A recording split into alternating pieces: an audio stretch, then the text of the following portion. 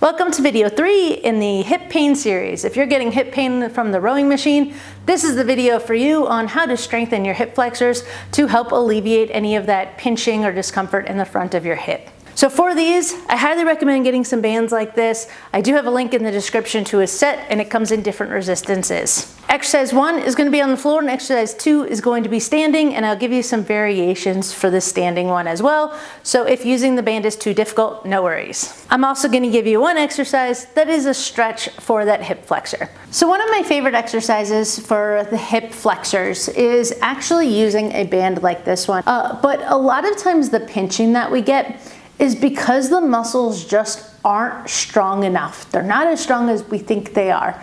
And the hip flexors are composed of one of the quad muscles in the front and then some deeper muscles like your iliopsoas. So it's kind of got a big muscle to it and then some smaller ones, and they're responsible for doing a lot. But there's not a lot of exercises where we actually really work on just the hip flexor muscles. And this is a great one that you can do. So you take this band, put it around your feet, and then you're gonna lay down. You're gonna bring your legs up so that you're at 90 degrees and 90 degrees. Then what you're gonna do is you're actually gonna leave one leg where it is, and we're gonna kick the other one out. So this leg is having to stabilize and use all these muscles and your core to really engage and keep everything active. Then you're gonna swap and do the opposite. And you just kind of go back and forth. This does work other muscles. However, it's working these hip flexor muscles in a more isometric type of way where the muscle is not changing length. Then we're working them eccentrically by straightening out our leg. So we're working them in two different ways, but it's primarily really working with this leg that is staying stationary right here. This is a great exercise. If you get back pain or anything with this, back off, stop. You shouldn't really feel your back coming up, so you can flatten your back onto the floor to really keep yourself stable and engage your core while you do this. So this is a great hip flexor exercise, but don't worry, you can use the band for two different hip flexor exercises. So first I'm gonna show it to you without a band, but all you're gonna do is standing nice and tall. It's like you're marching in place. This is a nice, no resistance, simple way to just work on your hip flexors. And if you think back to kind of sports in schools, high knees. You can make this a quicker movement as well if you're okay with the impact. And if you don't want the impact, put that band right around your feet in that same spot and work it this way. Now your goal for this is to try not to kind of wobble to one side. You want to try and stay nice and stable. You're activating your glutes to keep yourself nice and in one spot.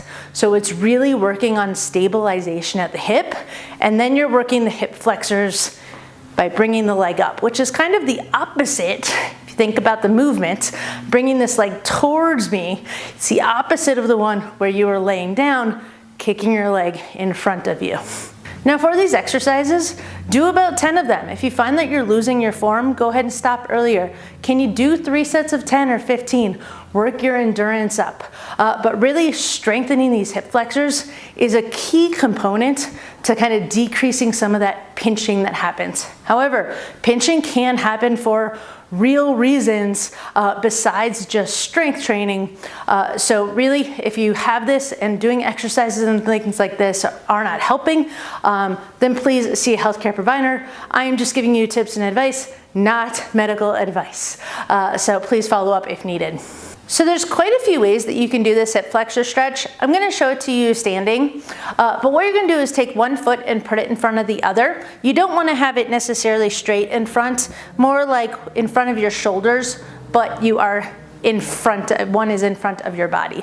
Then what you're gonna do is this front knee is going to bend while the back knee stays straight. And from the side, that looks like this. So this one is bent and this one is straight.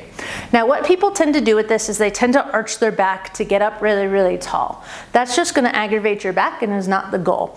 So what you're trying to do, and you might need to take a bigger stance depending on how loose or tight you are, but what I want you to do is kind of squeeze your butt or tuck your butt underneath you. Kind of like we pay attention to our sitting position on the rowing machine, we want to pay attention to it while we're doing this. So if you squeeze your butt, it kind of forces you into a little bit of that tilt, but then you can kind of rotate your pelvis so it's like this way to try and get a little bit more, and you might feel a stretch through this area.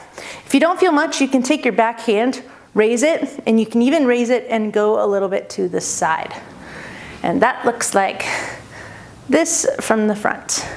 But you can feel this kind of all the way down into your quad. You could feel it up here. Some people feel it even a little bit higher.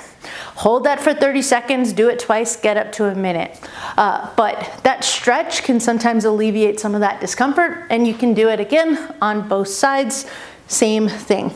If this is too difficult, feel free to leave a comment below. There are some other ways to do it. Again, you should not feel this in your back. All right, so I hope that those 3 exercises were helpful for your hip. If you've got any questions, please leave them below. I'll jump on, make a video like this one answering your questions. If you found this helpful, please thumbs up, and I hope you have an amazing day. Happy rowing.